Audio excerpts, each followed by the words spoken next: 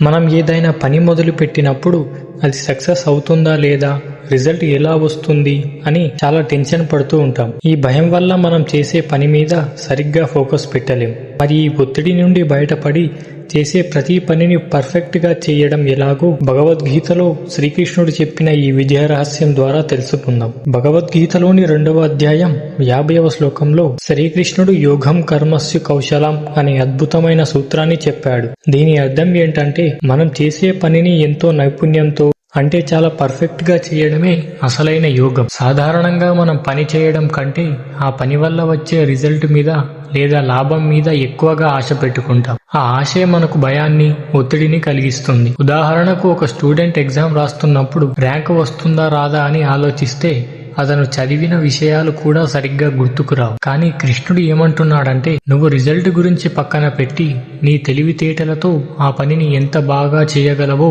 అంత బాగా చెయ్యి. ఎప్పుడైతే మనం ఫలితం మీద ఆశ వదిలేసి పని మీద మాత్రమే ఫోకస్ పెడతామో అప్పుడు మన బ్రెయిన్ చాలా రిలాక్స్ గా ఉంటుంది. ఆ ప్రశాంతమైన స్థితిలో చేసే పని చాలా క్వాలిటీగా వస్తుంది. యోగం అంటే కేవలం కళ్ళు మూసుకొని తపస్సు చేయడం కాదు. మీరు ఏ పని చేసినా ఆ పనిని ఒక భారంగా కాకుండా పూర్తి ఏకాగ్రతతో మరియు ఇష్టంతో చేయడమే నైపుణ్యం. ఇలా పని చేయడమే మిమ్మల్ని అందరికంటే గొప్పగా నిలబెడుతుంది మరియు మానసిక ప్రశాంతతను ఇస్తుంది. కాబట్టి రిజల్ట్ అనే టెన్షన్ ను వదిలేసి మీ పనిని ప్రేమించండి. మీరు ఎంత పర్ఫెక్ట్ గా పని చేస్తే సక్సెస్ అంత త్వరగా మిమ్మల్ని వెతుక్కుంటూ వస్తుంది. కర్మఫలాన్ని వదిలేసి పనిచేసే జ్ఞానులకు లభించే ఆ జన్మరాహిత్యం లేదా ఆ శాశ్వతమైన పదవి గురించి వివరించే 2వ అధ్యాయం శ్లోకం 51 గురించి తర్వాతి వీడియోలో చూద్దాం.